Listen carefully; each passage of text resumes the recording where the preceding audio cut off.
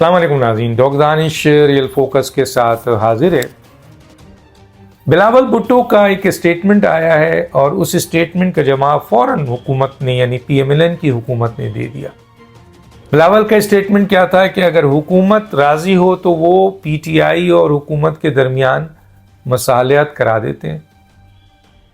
اب سوال یہ پیدا ہوتا ہے کہ حکومت نے فوراً کہا کہ جناب بلاول صاحب آپ تو خود حکومت کا حصہ ہیں، چلیں اگر آپ یہ مصالحت کراتے ہیں تو کرائیں، ہم حاضر ہیں۔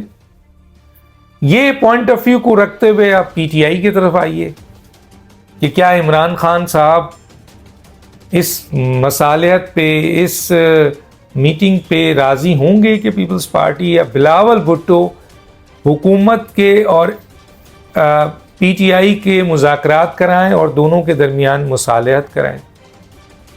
تو عمران خان تو دونوں کو ایک جیسا سمجھتے ہیں، پی ایم ایل این کے لیے بھی ان کے وہی الفاظ ہیں اور پی ٹی آئی کے پیپلز پارٹی کے لیے بھی ان کے یہ الفاظ ہیں۔ تو عمران خان اس کو کیسے دیکھیں گے؟ ظاہر ہے۔ اچھا، اس چیز کو ذرا سا اس طرف بھی لے جائیے کہ ایک حکومتی کمیٹی بنی تھی جس میں اتحادی حکومت کی، جس میں پیپلز پارٹی بھی شامل تھی، پی ایم ایل این بھی شامل تھی اور بھی سیاسی جماعتیں شامل تھی اور پی ٹی آئی کو دعوت دی گئی تھی۔ تو اس وقت بھی ہم نے کہا تھا کہ اس کمیٹی کے پاس وہ اختیارات نہیں ہیں جو ڈیمانڈ پی ٹی آئی کر رہی ہے۔ پی ٹی آئی یہ ڈیمانڈ کر رہی ہے کہ عمران خان پہ جو سیاسی مقدمات ہیں اسے ختم کیا جائے۔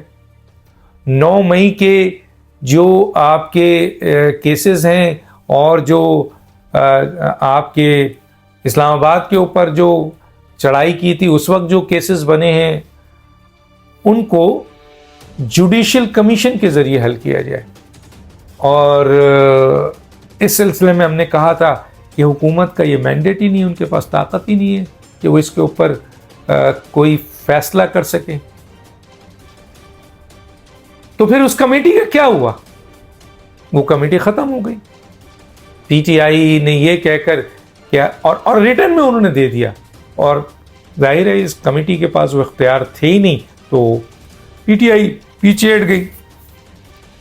اب بلاول پیپلز پارٹی ہے نا، اس کمیٹی میں پیپلز پارٹی بیٹھی تھی، اس کمیٹی میں پی ایم ایل این کے لوگ بیٹھے تھے۔ کمیٹی میں کوئی فیصلہ ہوتا تو پیپلز پارٹی بلاول کے پاس جاتی، زرداری صاحب کے پاس جاتی، P M L N Shahbaz Sharif یا نواز شریف کے پاس جاتی اور کچھ فیصلے لیتی۔ تو ایک طریقے سے تو انڈائریکٹلی بلاول اس کمیٹی کا حصہ تھے، لیکن وہ کمیٹی نہیں چل سکی۔ اب یہ کیسے ممکن ہے؟ کیا ایسی کوئی چیز آ گئی ہے کہ جس کی بنیاد پر بلاول یہ کہہ رہے ہیں کہ میں حکومت اور پی ٹی آئی کے مذاکرات کرا سکتا ہوں یا دونوں کو دعوت دے رہے ہیں؟ اب سوال یہ پیدا ہوتا ہے کہ کیا بلاول بھٹو عمران خان اور پی ٹی آئی کے مطالبات کو پہلے انہوں نے نہیں سنا ہے؟ اور اگر وہ سن چکے ہیں اور وہ اس مطالبات کو مان کر اس فیصلے کو کر سکتے ہیں، یعنی عمران خان کی رہائی اور 9 مئی اور دوسرے جو معاملات ہیں ان کو جوڈیشل کمیشن کے ذریعے جوڑا جائے، یہ اگر بلاول کر سکتے ہیں تو پھر تو ٹھیک ہے۔ لیکن یہاں سوال یہ پیدا ہوتا ہے کہ یہاں تیسری فریق اسٹیبلشمنٹ ہے اور بہت بڑی فریق ہے اس معاملے میں، اور وہ بار بار یہ کہہ چکی ہے کہ ہم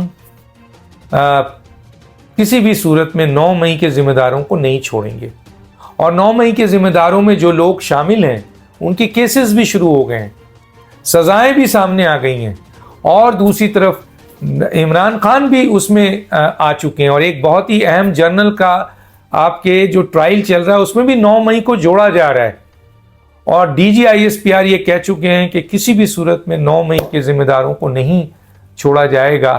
تو پھر عمران خان اور پی ٹی آئی کی ڈیمانڈ ہی یہی ہے کہ اس میں جوڈیشل کمیشن بنایا جائے اور عمران خان کے اوپر جو سیاسی کیسز ہے اس کو چھوڑا جائے۔ تو بلاول بھٹو کو یہ کیا اختیار ہے، یا یہ انہوں نے ایک اسی طرح کا فلر چھوڑا ہے کہ آپ کے اتنے 100 یونٹ फ्री कर दूंगा, हुकूमत में आया, तो हुकूमत में तो आ चुके हैं, तो एक यूनिट भी फ्री नहीं हुआ है। तो ये एक फ्लेयर था, लेकिन हुकूमत ने बड़ी तेजी से इसका रिएक्ट किया, समझदारी से रिएक्ट किया। उसने कहा जी आप तो हुकूमत का हिस्सा हैं, कर दें। अब पीटीआई यकीनन जानती है कि जो डिमांड वो कर रही है, वो डिमांड ना बिलावल पूरी कर सकते हैं, ना शहबाज शरीफ कर सकते हैं, ना नवाज शरीफ कर सकते हैं, वो सिर्फ इस्टेब्लिशमेंट कर सकती है। और इस्टेब्लिशमेंट किस हद तक इनकी इस डिमांड पर कान धरती है, वो हम अक्सर DGISPR की स्टेटमेंट, बयानात, प्रेस ब्रीफिंग सुनते रहते हैं। तो दानिश को याद दीजिए। अल्लाह हाफिज़।